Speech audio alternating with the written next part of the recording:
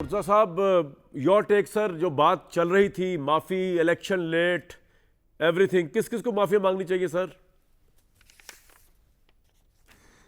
देखें, अवैस भाई जो हैं वो क्योंकि माहिर कानून हैं और उन्होंने सुप्रीम कोर्ट के अंदर जो चीफ इलेक्शन कमीशन ने जो मौक़िफ़ रखा उसके हवाले से उन्होंने एक किस्सा बताया जिसमें बकौल उनके, और ये बात दुरुस्त है, जब उनसे पूछा गया कि अगर इलेक्शंस अब कराए जाएं तो कितने अरसे में आप करा सकते हैं, तो उन्होंने कहा जी 5-6 महीने में।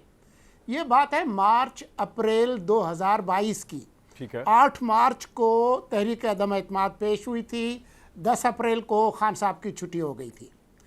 लेकिन आप ये ना भूलें कि खान साहब ने पाकिस्तान के अंदर एक आदमशुमारी का, मरदमशुमारी का प्रोसेस शुरू कराया था, सही। जो कि उनकी हुकूमत ख़त्म होने के बाद भी चलता रहा, और जो पीडीएम की हुकूमत आई उस वक्त वो मुकम्मल हो चुका था, और जो काउंसिल ऑफ कॉमन इंटरेस्ट है उन्होंने उसको मंजूर कर दिया था।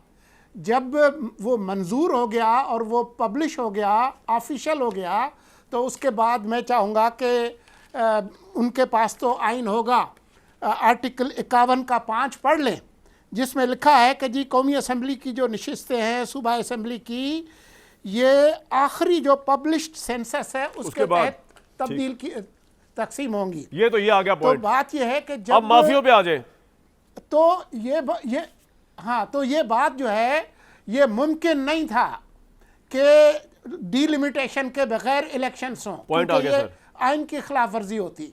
और 8 फरवरी का जो इलेक्शन है, इनके महबूब सदर Arif Alvi, chief election commission और सुप्रीम कोर्ट ने मिलकर किया था। तो अगर शिकायत करनी है तो उन अलवी साहब से माफिया कौन माफी मांगे? की जो बात कर रहे हैं, हाँ जी, माफी की बात सुन लें। जो वड़ाइच साहब का जो आर्टिकल है वो आपके सामने होगा, मैं कोट करता हूं। करें। सियासी हवाले से किए गए सवाल पर उन्होंने कहा कि सियासी मसलिहत सच्चे दिल से माफ़ी मांगने से मुमकिन है। उन्होंने ये नहीं कहा कि आर्मी चीफ से या फील्ड मार्शल से आके माफ़ी मांगे। अगर इसमें यहाँ लिखा है तो मुझे बता दें।